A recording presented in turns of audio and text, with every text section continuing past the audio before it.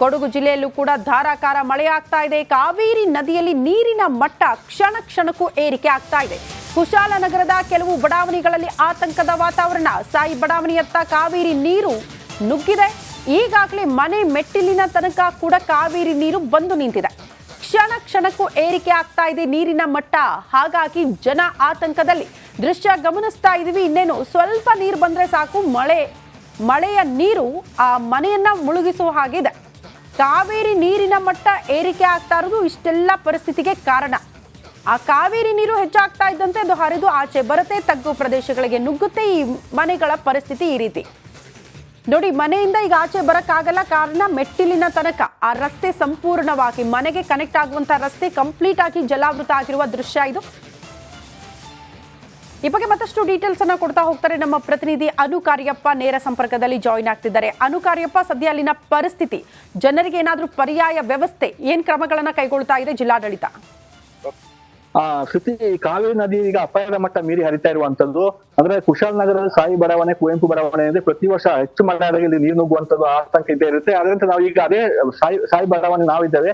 ಅಂದ್ರೆ ಪಕ್ಕದಲ್ಲೇ ಕಾವೇರಿ ನದಿ ಇದೆ. ಇಲ್ಲಿ ನೋಡ್ಬೋದು, ಈಗ ಸದ್ಯಕ್ಕೆ ನೀರು ಈಗ ಬರ್ತಾ ಇದೆ. ಇಲ್ಲಿ ದೇವಸ್ಥಾನ ಇಲ್ಲ, ಪಕ್ಕದಲ್ಲಿ ಮನೆಗಳು, ಲೇಔಟ್ ಅಲ್ಲಿ ಮನೆಗಳಿದೆ. ಮನೆಗಳ ಮಧ್ಯೆ ಈಗ ನೀರು ನುಗ್ತಾ ಇರುವಂತದ್ದು. ಅಂದ್ರೆ ಈಗ ನೀರು ಹೆಚ್ಚಾಗ್ತಾ ಇದೆ. ಯಾಕೆ ಭಾಗಮಂಡಲ ತಲಕಾವೇರಿ ವ್ಯಾಪ್ತಿಯಲ್ಲಿ ಹೆಚ್ಚು ಮಳೆ ಆಗ್ತಿರೋದ್ರಿಂದ ನೀರು ಈಗ ನುಗ್ತಾ ಇರುವಂತದ್ದು. ಈಗ ನೀರು ಬರ್ತಾ ಇದೆ. ಅದರಿಂದ ಕೆಲವು ಮನೆಗಳು ಇನ್ನೂ ಯಾರು ಖಾಲಿ ಮಾಡಿಲ್ಲ. ಯಾಕಂದ್ರೆ ಕಳೆದ ವರ್ಷ ಅಷ್ಟೇ ಇದೇ ರೀತಿ ನೀರು ಬಂದು ಕಮ್ಮಿ ಆಗಿತ್ತು. ಅದರಿಂದ ಏನು ಆಗಲಿಕ್ಕಿಲ್ಲ ಅಂತ ಹೇಳುವಂತ ಒಂದು ವಿಶ್ವಾಸದಲ್ಲಿ ಇದ್ದಾರೆ. ನೀರು ಹೆಚ್ಚಾಗ್ತಿದ್ದಂತೆ ಮನೆಗಳು ಖಾಲಿ ಮಾಡ್ಬೇಕಾಗುತ್ತೆ.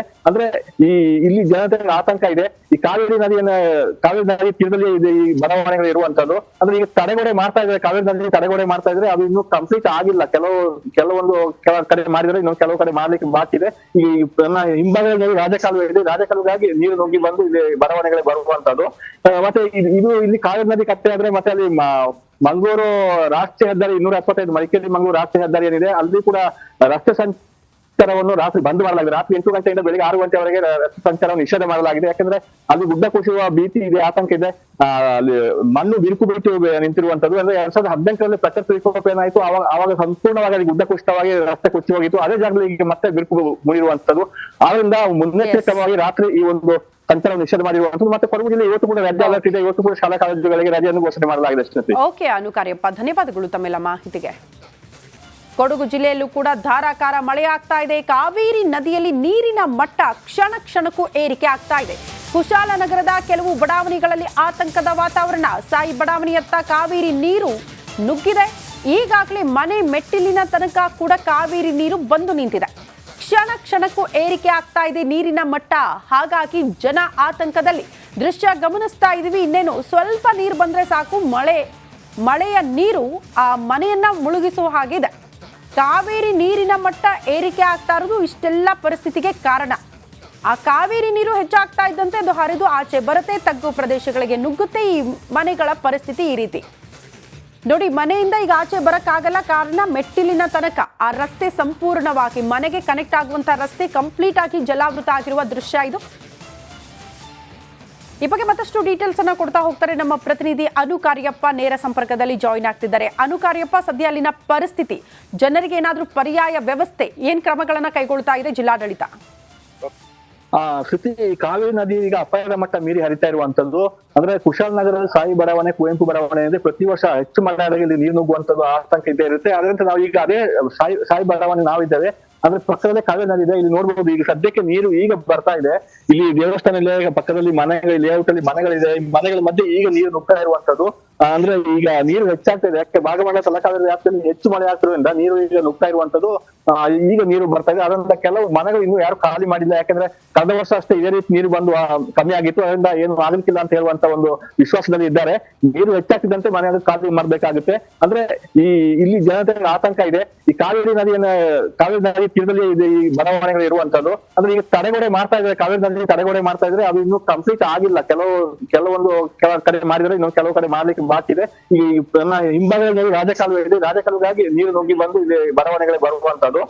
ಮತ್ತೆ ಇಲ್ಲಿ ಕಾವೇರಿ ನದಿ ಕಟ್ಟೆ ಆದ್ರೆ ಮತ್ತೆ ಅಲ್ಲಿ ಮಂಗಳೂರು ರಾಷ್ಟ್ರೀಯ ಹೆದ್ದಾರಿ 275 ಮಡಿಕೇರಿ ಮಂಗಳೂರು ರಾಷ್ಟ್ರೀಯ ಹೆದ್ದಾರಿ ಏನಿದೆ, ಅಲ್ಲಿ ಕೂಡ ರಸ್ತೆ ಸಂಚಾರವನ್ನು ರಾತ್ರಿ ಬಂದ್ ಮಾಡಲಾಗಿದೆ. ರಾತ್ರಿ 8 ಗಂಟೆಯಿಂದ ಬೆಳಿಗ್ಗೆ 6 ಗಂಟೆವರೆಗೆ ರಸ್ತೆ ಸಂಚಾರವನ್ನು ನಿಷೇಧ ಮಾಡಲಾಗಿದೆ. ಯಾಕಂದ್ರೆ ಅಲ್ಲಿ ಗುಡ್ಡ ಕುಸಿಯುವ ಭೀತಿ ಇದೆ, ಆತಂಕ ಇದೆ. ಅಲ್ಲಿ ಮಣ್ಣು ಬಿರುಕು ಬಿಟ್ಟು ನಿಂತಿರುವಂತದ್ದು. ಅಂದ್ರೆ 2018ರಲ್ಲಿ ಪ್ರಕೃತಿ ವಿಕೋಪ ಏನಾಯ್ತು, ಆವಾಗ ಸಂಪೂರ್ಣವಾಗಿ ಅಲ್ಲಿ ಗುಡ್ಡ ಕುಸಿತವಾಗಿ ರಸ್ತೆ ಕುಸಿ ಹೋಗಿತ್ತು. ಅದೇ ಜಾಗದಲ್ಲಿ ಈಗ ಮತ್ತೆ ಬಿರುಕು ಮುಗಿರುವಂತದ್ದು. ಆದ್ರಿಂದ ಮುನ್ನೆಚ್ಚರಿಕೆಯಾಗಿ ರಾತ್ರಿ ಈ ಒಂದು ಸಂಚಾರ ನಿಷೇಧ ಮಾಡಿರುವಂತದ್ದು. ಮತ್ತೆ ಕೊಡಗು ಜಿಲ್ಲೆ ಇವತ್ತು ಕೂಡ ರೆಡ್ ಅಲರ್ಟ್ ಇದೆ. ಇವತ್ತು ಕೂಡ ಶಾಲಾ ಕಾಲೇಜುಗಳಿಗೆ ರಜೆಯನ್ನು ಘೋಷಣೆ ಮಾಡಲಾಗಿದೆ. ಅಷ್ಟೇ. ಓಕೆ ಅನುಕಾರ್ಯಪ್ಪ, ಧನ್ಯವಾದಗಳು ತಮ್ಮೆಲ್ಲ ಮಾಹಿತಿಗೆ. ಕೊಡಗು ಜಿಲ್ಲೆಯಲ್ಲೂ ಕೂಡ ಧಾರಾಕಾರ ಮಳೆಯಾಗ್ತಾ ಇದೆ. ಕಾವೇರಿ ನದಿಯಲ್ಲಿ ನೀರಿನ ಮಟ್ಟ ಕ್ಷಣ ಕ್ಷಣಕ್ಕೂ ಏರಿಕೆ ಆಗ್ತಾ ಇದೆ. ಕುಶಾಲನಗರದ ಕೆಲವು ಬಡಾವಣೆಗಳಲ್ಲಿ ಆತಂಕದ ವಾತಾವರಣ. ಸಾಯಿ ಬಡಾವಣೆಯತ್ತ ಕಾವೇರಿ ನೀರು ನುಗ್ಗಿದೆ. ಈಗಾಗಲೇ ಮನೆ ಮೆಟ್ಟಿಲಿನ ತನಕ ಕೂಡ ಕಾವೇರಿ ನೀರು ಬಂದು ನಿಂತಿದೆ. ಕ್ಷಣ ಕ್ಷಣಕ್ಕೂ ಏರಿಕೆ ಆಗ್ತಾ ಇದೆ ನೀರಿನ ಮಟ್ಟ. ಹಾಗಾಗಿ ಜನ ಆತಂಕದಲ್ಲಿ. ದೃಶ್ಯ ಗಮನಿಸ್ತಾ ಇದೀವಿ. ಇನ್ನೇನು ಸ್ವಲ್ಪ ನೀರು ಬಂದ್ರೆ ಸಾಕು, ಮಳೆಯ ನೀರು ಆ ಮನೆಯನ್ನ ಮುಳುಗಿಸುವ ಹಾಗಿದೆ. ಕಾವೇರಿ ನೀರಿನ ಮಟ್ಟ ಏರಿಕೆ ಆಗ್ತಾ ಇರೋದು ಇಷ್ಟೆಲ್ಲ ಪರಿಸ್ಥಿತಿಗೆ ಕಾರಣ. ಆ ಕಾವೇರಿ ನೀರು ಹೆಚ್ಚಾಗ್ತಾ ಇದ್ದಂತೆ ಅದು ಹರಿದು ಆಚೆ ಬರುತ್ತೆ, ತಗ್ಗು ಪ್ರದೇಶಗಳಿಗೆ ನುಗ್ಗುತ್ತೆ. ಈ ಮನೆಗಳ ಪರಿಸ್ಥಿತಿ ಈ ರೀತಿ ನೋಡಿ. ಮನೆಯಿಂದ ಈಗ ಆಚೆ ಬರಕ್ಕಾಗಲ್ಲ, ಕಾರಣ ಮೆಟ್ಟಿಲಿನ ತನಕ ಆ ರಸ್ತೆ ಸಂಪೂರ್ಣವಾಗಿ ಮನೆಗೆ ಕನೆಕ್ಟ್ ಆಗುವಂತ ರಸ್ತೆ ಕಂಪ್ಲೀಟ್ ಆಗಿ ಜಲಾವೃತ ಆಗಿರುವ ದೃಶ್ಯ ಇದು. ಈ ಬಗ್ಗೆ ಮತ್ತಷ್ಟು ಡೀಟೇಲ್ಸ್ ಅನ್ನ ಕೊಡ್ತಾ ಹೋಗ್ತಾರೆ ನಮ್ಮ ಪ್ರತಿನಿಧಿ ಅನುಕಾರ್ಯಪ್ಪ. ನೇರ ಸಂಪರ್ಕದಲ್ಲಿ ಜಾಯಿನ್ ಆಗ್ತಿದ್ದಾರೆ. ಅನುಕಾರ್ಯಪ್ಪ, ಸದ್ಯ ಅಲ್ಲಿನ ಪರಿಸ್ಥಿತಿ, ಜನರಿಗೆ ಏನಾದ್ರೂ ಪರ್ಯಾಯ ವ್ಯವಸ್ಥೆ, ಏನ್ ಕ್ರಮಗಳನ್ನ ಕೈಗೊಳ್ತಾ ಇದೆ ಜಿಲ್ಲಾಡಳಿತ? ಶ್ರುತಿ, ಕಾವೇರಿ ನದಿ ಈಗ ಅಪಾಯದ ಮಟ್ಟ ಮೀರಿ ಹರಿತಾ ಇರುವಂತದ್ದು. ಅಂದ್ರೆ ಕುಶಾಲನಗರದ ಸಾಯಿ ಬಡಾವಣೆ, ಕುವೆಂಪು ಬಡಾವಣೆ ಅಂದ್ರೆ ಪ್ರತಿ ವರ್ಷ ಹೆಚ್ಚು ಮಳೆಯಾದಾಗ ಇಲ್ಲಿ ನೀರು ನುಗ್ಗುವಂತದ್ದು ಆತಂಕ ಇದ್ದೇ ಇರುತ್ತೆ. ಅದರಂತೆ ನಾವು ಈಗ ಅದೇ ಸಾಯಿ ಬಡಾವಣೆ ನಾವಿದ್ದೇವೆ. ಅಂದ್ರೆ ಪಕ್ಕದಲ್ಲೇ ಕಾವೇರಿ ನದಿ ಇದೆ. ಇಲ್ಲಿ ನೋಡ್ಬಹುದು, ಈಗ ಸದ್ಯಕ್ಕೆ ನೀರು ಈಗ ಬರ್ತಾ ಇದೆ.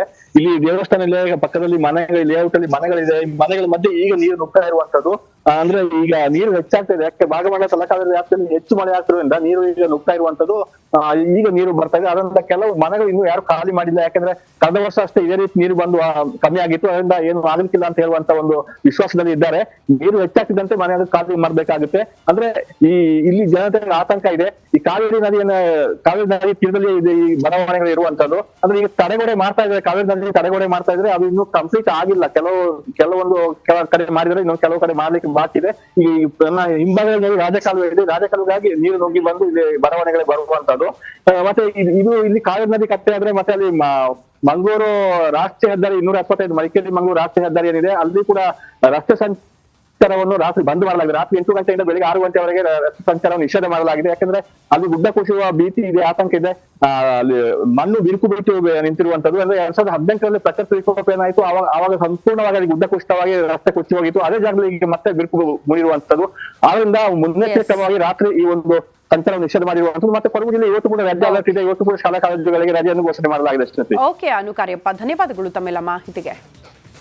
ಕೊಡಗು ಜಿಲ್ಲೆಯಲ್ಲೂ ಕೂಡ ಧಾರಾಕಾರ ಮಳೆಯಾಗ್ತಾ ಇದೆ. ಕಾವೇರಿ ನದಿಯಲ್ಲಿ ನೀರಿನ ಮಟ್ಟ ಕ್ಷಣ ಕ್ಷಣಕ್ಕೂ ಏರಿಕೆ ಆಗ್ತಾ ಇದೆ. ಕುಶಾಲನಗರದ ಕೆಲವು ಬಡಾವಣೆಗಳಲ್ಲಿ ಆತಂಕದ ವಾತಾವರಣ. ಸಾಯಿ ಬಡಾವಣೆಯತ್ತ ಕಾವೇರಿ ನೀರು ನುಗ್ಗಿದೆ. ಈಗಾಗಲೇ ಮನೆ ಮೆಟ್ಟಿಲಿನ ತನಕ ಕೂಡ ಕಾವೇರಿ ನೀರು ಬಂದು ನಿಂತಿದೆ. ಕ್ಷಣ ಕ್ಷಣಕ್ಕೂ ಏರಿಕೆ ಆಗ್ತಾ ಇದೆ ನೀರಿನ ಮಟ್ಟ. ಹಾಗಾಗಿ ಜನ ಆತಂಕದಲ್ಲಿ. ದೃಶ್ಯ ಗಮನಿಸ್ತಾ ಇದೀವಿ. ಇನ್ನೇನು ಸ್ವಲ್ಪ ನೀರು ಬಂದ್ರೆ ಸಾಕು, ಮಳೆಯ ನೀರು ಆ ಮನೆಯನ್ನ ಮುಳುಗಿಸುವ ಹಾಗಿದೆ. ಕಾವೇರಿ ನೀರಿನ ಮಟ್ಟ ಏರಿಕೆ ಆಗ್ತಾ ಇರೋದು ಇಷ್ಟೆಲ್ಲ ಪರಿಸ್ಥಿತಿಗೆ ಕಾರಣ. ಆ ಕಾವೇರಿ ನೀರು ಹೆಚ್ಚಾಗ್ತಾ ಇದ್ದಂತೆ ಅದು ಹರಿದು ಆಚೆ ಬರುತ್ತೆ, ತಗ್ಗು ಪ್ರದೇಶಗಳಿಗೆ ನುಗ್ಗುತ್ತೆ. ಈ ಮನೆಗಳ ಪರಿಸ್ಥಿತಿ ಈ ರೀತಿ ನೋಡಿ. ಮನೆಯಿಂದ ಈಗ ಆಚೆ ಬರಕ್ಕಾಗಲ್ಲ, ಕಾರಣ ಮೆಟ್ಟಿಲಿನ ತನಕ ಆ ರಸ್ತೆ ಸಂಪೂರ್ಣವಾಗಿ ಮನೆಗೆ ಕನೆಕ್ಟ್ ಆಗುವಂತ ರಸ್ತೆ ಕಂಪ್ಲೀಟ್ ಆಗಿ ಜಲಾವೃತ ಆಗಿರುವ ದೃಶ್ಯ ಇದು.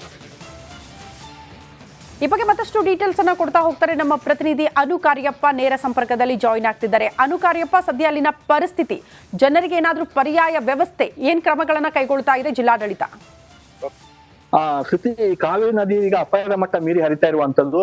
ಅಂದ್ರೆ ಕುಶಾಲನಗರದ ಸಾಯಿ ಬಡಾವಣೆ, ಕುವೆಂಪು ಬಡಾವಣೆ ಅಂದ್ರೆ ಪ್ರತಿ ವರ್ಷ ಹೆಚ್ಚು ಮಳೆಯಾದಾಗ ಇಲ್ಲಿ ನೀರು ನುಗ್ಗುವಂತದ್ದು ಆತಂಕ ಇದ್ದೇ ಇರುತ್ತೆ. ಅದರಂತೆ ನಾವು ಈಗ ಅದೇ ಸಾಯಿ ಬಡಾವಣೆ ನಾವಿದ್ದೇವೆ. ಅಂದ್ರೆ ಪಕ್ಕದಲ್ಲೇ ಕಾವೇರಿ ನದಿ ಇದೆ. ಇಲ್ಲಿ ನೋಡ್ಬಹುದು, ಈಗ ಸದ್ಯಕ್ಕೆ ನೀರು ಈಗ ಬರ್ತಾ ಇದೆ. ಇಲ್ಲಿ ದೇವಸ್ಥಾನ ಇಲ್ಲ, ಪಕ್ಕದಲ್ಲಿ ಮನೆಗಳು, ಲೇಔಟ್ ಅಲ್ಲಿ ಮನೆಗಳಿದೆ. ಮನೆಗಳ ಮಧ್ಯೆ ಈಗ ನೀರು ನುಗ್ತಾ ಇರುವಂತದ್ದು. ಅಂದ್ರೆ ಈಗ ನೀರು ಹೆಚ್ಚಾಗ್ತದೆ, ಯಾಕೆ ಭಾಗಮಂಡಲ ತಲಕಾವೇರಿ ವ್ಯಾಪ್ತಿಯಲ್ಲಿ ಹೆಚ್ಚು ಮಳೆ ಆಗ್ತಿರೋದ್ರಿಂದ ನೀರು ಈಗ ನುಗ್ತಾ ಇರುವಂತದ್ದು.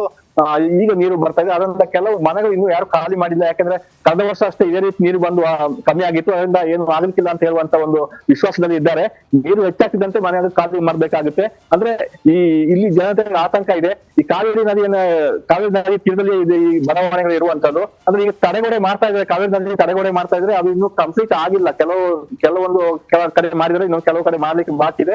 ಈ ಹಿಂಭಾಗದಲ್ಲಿ ರಾಜಕಾಲುವೆ ಇದೆ, ರಾಜಕಾಲುವೆಗಾಗಿ ನೀರು ನುಗ್ಗಿ ಬಂದು ಇಲ್ಲಿ ಬಡಾವಣೆಗಳಿಗೆ ಬರುವಂತದ್ದು. ಮತ್ತೆ ಇದು ಇಲ್ಲಿ ಕಾವೇರಿ ನದಿ ಕಟ್ಟೆ ಆದ್ರೆ ಮತ್ತೆ ಅಲ್ಲಿ ಮಂಗಳೂರು ರಾಷ್ಟ್ರೀಯ ಹೆದ್ದಾರಿ 275 ಮಡಿಕೇರಿ ಮಂಗಳೂರು ರಾಷ್ಟ್ರೀಯ ಹೆದ್ದಾರಿ ಏನಿದೆ ಅಲ್ಲಿ ಕೂಡ ರಸ್ತೆ ಸಂಚಾರವನ್ನು ರಾತ್ರಿ ಬಂದ್ ಮಾಡಲಾಗಿದೆ. ರಾತ್ರಿ 8 ಗಂಟೆಯಿಂದ ಬೆಳಿಗ್ಗೆ 6 ಗಂಟೆವರೆಗೆ ರಸ್ತೆ ಸಂಚಾರವನ್ನು ನಿಷೇಧ ಮಾಡಲಾಗಿದೆ. ಯಾಕಂದ್ರೆ ಅಲ್ಲಿ ಗುಡ್ಡ ಕುಸಿಯುವ ಭೀತಿ ಇದೆ, ಆತಂಕ ಇದೆ. ಅಲ್ಲಿ ಮಣ್ಣು ಬಿರುಕು ಬಿಟ್ಟು ನಿಂತಿರುವಂತದ್ದು. ಅಂದ್ರೆ 2018ರಲ್ಲಿ ಪ್ರಕೃತಿ ವಿಕೋಪ ಏನಾಯ್ತು, ಆವಾಗ ಸಂಪೂರ್ಣವಾಗಿ ಅಲ್ಲಿ ಗುಡ್ಡ ಕುಸಿತವಾಗಿ ರಸ್ತೆ ಕುಸಿದು ಹೋಗಿತ್ತು. ಅದೇ ಜಾಗದಲ್ಲಿ ಈಗ ಮತ್ತೆ ಬಿರುಕು ಮುಗಿರುವಂತದ್ದು. ಆದ್ರಿಂದ ಮುನ್ನೆಚ್ಚರಿಕವಾಗಿ ರಾತ್ರಿ ಈ ಒಂದು ಸಂಚಾರ ನಿಷೇಧ ಮಾಡಿರುವಂತದ್ದು. ಮತ್ತೆ ಕೊಡಗು ಜಿಲ್ಲೆ ಇವತ್ತು ಕೂಡ ರೆಡ್ ಅಲರ್ಟ್ ಇದೆ. ಇವತ್ತು ಕೂಡ ಶಾಲಾ ಕಾಲೇಜುಗಳಿಗೆ ರಜೆಯನ್ನು ಘೋಷಣೆ ಮಾಡಲಾಗಿದೆ. ಓಕೆ ಅನು ಕಾರ್ಯಪ್ಪ, ಧನ್ಯವಾದಗಳು ತಮ್ಮೆಲ್ಲ ಮಾಹಿತಿಗೆ.